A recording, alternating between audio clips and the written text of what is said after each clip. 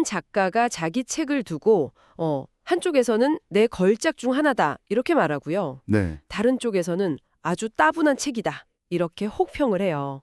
정말 극과 극이죠. 심지어 아내는 그 책으로 번 돈으로 사느니 차라리 매춘부가 되겠다 이랬다는데 대체 이게 무슨 책일까요? 바로 그 극단적인 모순이야말로 오늘 우리가 파고들 작가 필립 K. 딕을 이해하는 가장 중요한 열쇠가 아닐까 싶어요. 아, 뭐랄까, 정상과 비정상, 걸작과 졸작의 경계를 그냥 마구 넘나드는 혼돈 그 자체였으니까요. 오늘 여러분이 보내주신 자료들을 가지고요. 현실과 환상의 경계를 허물면서 진짜란 무엇인가? 이 질문을 평생 던졌던 공상과학 소설의 거장 필립 K. 딕의 세계로 한번 깊이 들어가 보려고 합니다. 네, 자료들을 보니까 그의 파란만장한 삶에 대한 이야기부터 또 논란의 중심에 선 대표작이죠. 화성의 타임슬립. 네, 그 작품에 대한 심층 분석, 그리고 그의 사상이 어떻게 장 보드리아르 같은 현대 철학자에게까지 갔는지 아주 흥미로운 내용들이 많더라고요. 맞습니다. 이번 탐구를 통해서 필립 K. 딕이라는 인물의 그 개인적인 불안과 상처가 어떻게 작품 속에서 위대한 상상력으로 터져나왔는지 그리고 그의 소설이 왜 반세기가 훌쩍 지난 지금 우리에게 더 소름돋게 다가오는지 그 이유를 함께 찾아가 보려고 합니다. 좋습니다. 그럼 그 불안의 근원부터 좀 따라가 봐야 할 것 같은데요. 자료를 보면 그의 시작부터가 굉장히 비극적이더라고요. 1928년에 쌍둥이로 태어났는데 네, 태어난 지 6주 만에 누이를 잃었죠. 6주 만에요. 제인이라는 이름의 쌍둥이 누이였는데요. 이 사건이 평생 그의 삶에 정말 짙은 그림자를 들이옵니다. 어떤 식으로요? 그는 평생 어머니로부터 루이를 죽게 만들었다는 뭐랄까 무언의 비난을 받으며 자랐다고 느꼈어요. 아, 그래서 그의 작품을 보면 유령 쌍둥이라는 모티프가 계속해서 등장하거든요. 존재하지만 존재하지 않는 또 다른 나, 뭐 이런 건가요? 바로 그거죠. 진짜 나와 가짜 나에 대한 강박적인 질문의 시작점이라고 볼 수 있습니다. 평생 자기 자신을 증명해야 하는 싸움을 한 거군요. 실제로 그의 삶을 보면 5번의 결혼과 이혼, 약물 남용, 정신 건강 문제까지 정말 폭풍 같더라고요. 네, 그 내면의 혼란이 곧 그의 창작 에너지이기도 했지만 동시에 그의 발목을 잡기도 했어요. 발목을 잡았다니요? 그는 늘 순수 문학 작가, 그러니까 주류 문학 작가가 되길 갈망했거든요. 아, 그랬군요. 하지만 문다는 그를 딱 SF 작가라는 틀에 가두어 버렸죠. 결정적인 사건이 1963년에 있었는데요. 네. 그의 에이전시가 그동안 썼던 모든 주류 소설 원고를 전부 그에게 돌려보냅니다. 전부요? 와, 이건 뭐 사실상의 사형 선고였겠네요. 그렇죠. 결정적 패배였죠. 그런데 정말 아이러니한 게 바로 그 무렵에 쓴 소설이 높은 성의 사나이로 휴고상을 받고 또 오늘 우리가 집중적으로 살펴볼 화성의 타임슬립을 쓰기 시작한 거잖아요. 바로 그 지점이 흥미롭습니다. 그는 SF 장르를 사랑하면서도 동시에 증오했어요. 자신을 가두는 과목이자 유일한 생계수단이었으니까요.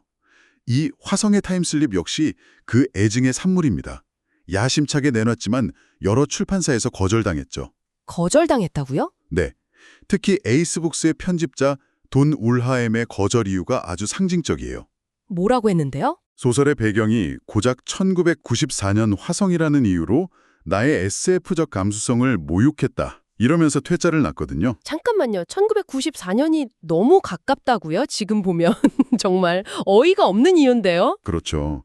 당시 SF는 뭐랄까 아주 먼 미래, 우주선, 외계인 이런 공식에 갇혀 있었던 거예요. 아하. 하지만 딕은 바로 우리 옆 현실의 균열에 더 관심이 많았죠. 자료에 재미있는 일화가 있는데 딕이 이 거절에 너무 화가 나서 그 편집자 이름을 따서 소설 속 악당 캐릭터 이름으로 쓰려고까지 했대요. 하하, 정말 딕다운 발상이네요. 그만큼 이 작품에 대한 애착과 분노가 뒤섞여 있었던 거군요. 맞습니다. 그런 개인사와 작가로서의 좌절이 쌓여가던 중에 그의 인생을 정말 송두리째 뒤흔든 사건이 터지죠. 1974년의 신비체험. 네, 일명 2374 사건이죠. 치과 치료 후에 진통제를 배달하러 온 여성이 걸고 있던 목걸이, 그 물고기 모양 목걸이에서 분홍빛 광선이 뿜어져 나왔다. 그리고 그 광선이 자신에게 엄청난 지혜를 줬다고 믿게 된 겁니다. 보통 사람이라면 그냥 약기운의 헛것을 봤다고 할 텐데요. 딕은 달랐습니다. 그는 이 경험 이후 몇 년간 자신이 고대 로마 시대의 기독교인 토마스와 정신적으로 연결되어 있다고 믿는 등 정말 극심한 환각과 괴시에 시달렸어요. 그리고 그걸 다 기록으로 남겼다고요? 네, 방대한 양의 철학적, 신학적 사색을 엑세게시스라는 제목으로 남기기 시작하죠. 잠깐만요. 그럼 1974년에 그 체험을 하고 나서 자신의 옛날 소설들을 다시 돌아보게 된 건가요? 아, 내가 예전에 썼던 이 이야기가 바로 그 계시의 일부였구나. 뭐 이런 식으로요? 정확합니다. 바로 그거예요. 특히 화성의 타임슬립을 다시 보면서 이렇게 말하죠. 조현병은 내 시스템의 오작동 사례로 볼 수 있다. 화성의 타임슬립에선 나는 그것을 시간 기능의 붕괴로 보았는데 이는 거의 근접한 것이었다. 와. 그러니까 과거의 자신이 무의식적으로 미래에 겪을 진실을 예언했다고 믿게 된 거네요? 네, 정말 소설 같은 이야기죠. 그렇게 혼란스러운 개인사의 신비 체험까지 겪었다니 그런 내면의 폭풍이 작품에는 어떻게 나타났을지 정말 궁금해지는데요. 화성의 타임슬립이 바로 그 결과물 중 하나인 거죠? 맞습니다. 소설의 배경은 1994년 화성 식민지예요. 물이 아주 귀한 곳인데 이곳의 실세가 배관공 조합장입니다. 배관공이요? 네, 아니 코트라는 인물인데요. 그가 자폐증을 앓는 소년 맨프레드 스테하이너의 특별한 능력을 이용해서 부동산 투기로 세상을 지배하려는 음모를 꾸미죠. 자폐 소년이 시간을 왜곡하는 능력을 가졌다. 이 설정부터가 아주 독특하네요. 그렇죠. 하지만 딕 자신도 인정했듯이 이 소설은 줄거리가 중요한 게 아니에요. 1976년에 쓴 편지를 보면 이런 말이 나옵니다. 네. 줄거리는 약하지만 아이디어는 비범하다. 나는 우주를 그 기본 구조까지 벗겨냈다. 내 소설에서는 우주의 마룻보가 보인다. 우주의 마륵보가 보인다. 이게 바로 이 소설의 핵심이겠군요. 네, 그렇습니다. 소설 속 맨프레드라는 자폐소년 캐릭터가 정말 강렬하게 다가오는데요. 굉장히 사실적이면서도 상징적이에요. 혹시 이 캐릭터를 어떻게 구상하게 됐는지에 대한 단서가 자료에 있나요? 네, 두 가지 중요한 영감이 있었습니다. 하나는 당시에 유명했던 브루노 베텔라임의 기계소년 주의라는 논문이었고요. 아, 논문이요? 그의 친구였던 빈스 러스비에게 자폐 아들이 있었는데 딕 부부가 직접 그 아이를 돌봐준 경험이 소설에 깊이 녹아들었다고 합니다. 아, 직접적인 경험이 있었군요. 바로 그 경험을 통해 딕은 아주 심오한 철학적 개념과 마주하게 됩니다. 어떤 개념이죠? 스위스 정신분석가 루트비이 빈스방어의 무덤의 세계라는 개념인데요. 무덤의 세계요. 단어만 들어도 좀 섬뜩한데요? 조현병 환자가 겪는 극도의 자기 함몰 상태, 그러니까 세상의 의미를 잃고 썩어 문드러지는 파편처럼 느껴지는 상태를 말해요. 딕은 이 개념에서 엄청난 충격을 받았죠. 아, 그게 소설에 어떻게 표현되나요? 소설 속에서 맨프레드가 경험하는 세계가 바로 이 무덤의 세계의 문학적 표현입니다. 그는 이걸 거불거불이라는 자신만의 단어로 표현해요. 거불거불. 네, 모든 사물이 형태를 잃고 썩어가는 진흙처럼 변해버리는 상태죠. 거불거불. 딕은 이 단어를 뭐라고 설명했나요? 한 비평가에게 보낸 편지에 따르면 이건 의미 있는 것, 즉 형태가 무의미한 것, 무형태로 붕괴하는 엔트로피의 작용이라고 설명합니다. 엔트로피? 그러면서 정말 놀라운 말을 덧붙이는데 이걸 칸트의 시공간 구조화 메커니즘이 실패하기 시작한 것이라고 표현해요. 잠깐만요. 칸트 철학까지 나온다고요? 이건 좀 어려운데요? 쉽게 풀어주실 수 있을까요? 마치 현실을 인식하는 우리 뇌의 기본 운영체제 OS가 충돌하기 시작했다. 뭐 이런 느낌인가요? 정확합니다. 그거예요. 우리가 세상을 당연하게 여기는 시간과 공간이라는 틀 자체가 그냥 녹아내리는 거죠. 아, 눈앞의 컵이 그냥 컵으로 보이지 않고 의미를 알 수 없는 액체와 고체의 뒤죽박죽으로 보이는 상태. 그게 바로 맨프레드가 겪는 거불거불의 세계입니다. 그게 바로 우주의 마루포가 드러나는 순간인 거군요. 맞습니다. 그리고 이 무덤의 세계라는 이미지는 이 소설에만 머물지 않아요. 나중에 영화 블레이드 러너의 원작이 된 안드로이드는 전기양의 꿈을 꾸는가에 나오는 아, 그 황무지요? 네, 방사능 먼지로 뒤덮인 황무지나 그가 말년에 집착했던 검은 무쇠 감옥이라는 개념까지 그의 작품 세계 전체를 관통하는 핵심적인 풍경이 됩니다. 붕괴하고 쇠락하는 세계의 원형인 셈이군요. 그렇습니다. 그렇게 심오한 아이디어를 담고 있는데도 맨 처음에 이야기했던 것처럼 이 소설에 대한 평가는 정말 극과 극이었잖아요. 딕 자신도 오락가락했고 아내는 저주에 가까운 말을 퍼붓고요. 대체 왜 그랬을까요? 그게 바로 이 소설이 시대를 너무 앞서갔기 때문일 겁니다. 하지만 그 가치를 일찌감치 알아본 사람들도 있었어요. 누구요? 필립 K. 딕 협회 뉴스레터 발행인이었던 폴 윌리엄스는 이 소설이 60년대, 70년대 히피 문화의 많은 구루들을 예견했다고 평했고요. 저명한 SF 비평가 존 클루트는 장르를 불문하고 60년대 최고의 소설 중 하나라고 극찬했죠. 결국 그가 죽은 뒤에야 그의 영향력이 폭발적으로 커진 거군요. 블레이드 러너, 토탈 리콜, 마이너리티 리포트. 네, 그의 작품을 원작으로 한 영화들의 총수익이 2009년에 이미 10억 달러를 넘었다고 하니 정말 대단한데요. 그렇죠. 그런데 중요한 건 단순히 흥행이 아니에요.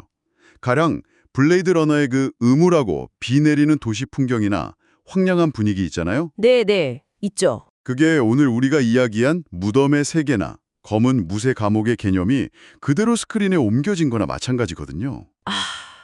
딕의 철학이 대중문화의 DNA에 깊숙이 스며들었다. 이렇게 볼 수도 있겠네요. 맞습니다. 이 지점에서 자연스럽게 현대사상과의 연결고리가 궁금해지는데요. 자료에 프랑스 철학자 장 보드리아르의 이름이 등장하더라고요. 네, 여기서부터 정말 흥미진진해집니다. 20세기 후반에 원본 없는 복제품, 즉 시뮬라크르가 진짜 현실을 대체해버렸다는 이론으로 유명한 철학자가 바로 장 보드리아르잖아요. 네, 그렇죠. 그런데 놀랍게도 그가 자신의 대표저서 시뮬라크르와 시뮬라시옹에서 직접 필립 K. 딕을 언급합니다. 직접요? 네, 그의 소설을 표상의 모든 다른 과정에 대한 실험이라고 평가하면서요. 철학자가 SF 작가를 직접 언급했다는 것 자체가 대단한데요. 근데 사실 딕이 했던 말을 보면 보드리아르를 먼저 예견한 것 같기도 해요. 어떤 부분에서요? 1978년 연설 자료를 보니까 디즈니랜드를 예로 들면서 미디어와 거대 기업이 만들어내는 가짜 현실을 비판하더라고요. 그러면서 가짜 현실은 가짜 인간을 만들 것이다 라는 말을 남기죠. 와, 소름 돋을 정도로 보드리아르의 생각과 맞닿아 있죠. 하지만 두 사람 사이에는 아주 결정적인 차이점이 있습니다. 어떤 차이점이죠? 보드리아르가 이제 진짜는 사라지고 흉내면 남은 실제의 삶을 이야기하며 잘망을 말했다면 딕은 오히려 실제의 열대우림을 보여준다고 할 수 있어요. 실제의 열대우리며 그건 무슨 뜻인가요? 현실이 하나도 없는 게 아니라 너무 많은 현실들이 서로 경쟁하고 넘쳐나는 상태라는 거죠. 가짜 현실, 진짜 현실, 과거의 현실, 미래의 현실이 마구 뒤섞여 있는 혼돈 상태.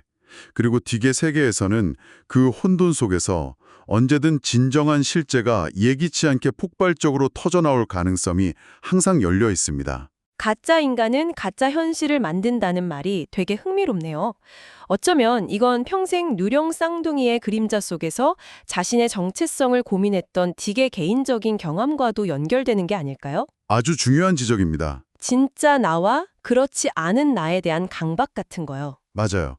결국 딕에게 가장 중요한 질문은 진짜 인간이란 무엇인가 였거든요. 보드리아르가 시스템의 압도적인 힘에 주목했다면 딕은 그 거대한 가짜 현실 속에서도 저항하는 개인에게 끝까지 희망을 걸었습니다. 저항하는 개인이요? 네, 그에게 진정한 인간이란 거대한 폭군의 명령에 아니오라고 말할 수 있는 존재. 아주 조용하지만 단호하게 자신의 진정성을 지켜내는 존재였어요. 두 사람 모두 시뮬레이션의 세계를 꿰뚫어 보았지만 딕은 마지막까지 개인의 저항과 진정성의 가능성을 놓지 않았던 거군요. 그렇죠. 이제 보니 왜 그의 작품이 지금도 이렇게 강력한 힘을 갖는지 알 것 같습니다. 네, 그는 시스템의 거대함을 인정하면서도 그 안에서 저항하는 개인의 존엄성을 결코 포기하지 않았던 거죠. 자신의 광기와 불안마저도 현실의 본질을 탐구하는 도구로 삼았던 작가입니다. 오늘 저희는 필립 K. 딕이라는 한 불안한 천재가 자신의 내면적 혼란과 상처를 어떻게 문학적 동력으로 삼았는지 깊이 들여다봤습니다. 네, 논란의 작품 화성의 타임슬립을 통해 시간과 의식, 현실의 붕괴에 대한 그의 섬뜩한 질문들을 엿보았고 그 통찰이 어떻게 우리 시대의 가짜 현실을 놀랍도록 정확하게 예견했는지도 확인했네요. 그의 작품은 우리에게 끊임없이 질문을 던지는 것 같아요. 당신이 지금 발 딛고 서 있는 이 현실, 당신이 나라고 믿는 이 자아는 과연 진짜인가? 라고 말이죠. 1974년에 그 신비 체험 이후에 딕은 시간의 미끄러짐 같은 현상이 실제로 우주에서 일어나지만 우리의 뇌가 그것을 가리기 위해 자동으로 거짓 기억 체계를 생성한다고 믿게 되었다는 자료의 마주각 구절이 계속 마음에 남습니다. 네, 저도 그 부분이 인상 깊었어요. 그는 우주가 스스로 진짜 모습을 드러내려 하지만 우리의 정신이 어떤 선의의 목적을 위해 필사적으로 그 환상을 유지하도록 프로그래밍 되어 있다고 생각했어요. 여러분께 마지막으로 이 질문을 던져봅니다. 만약 필립 K. 딕이 옳았다면 지금 이 순간 당신의 뇌는 어떤 중요한 진실을 그리고 과연 어떤 선의의 목적을 위해 당신으로부터 필사적으로 숨기고 있는 걸까요?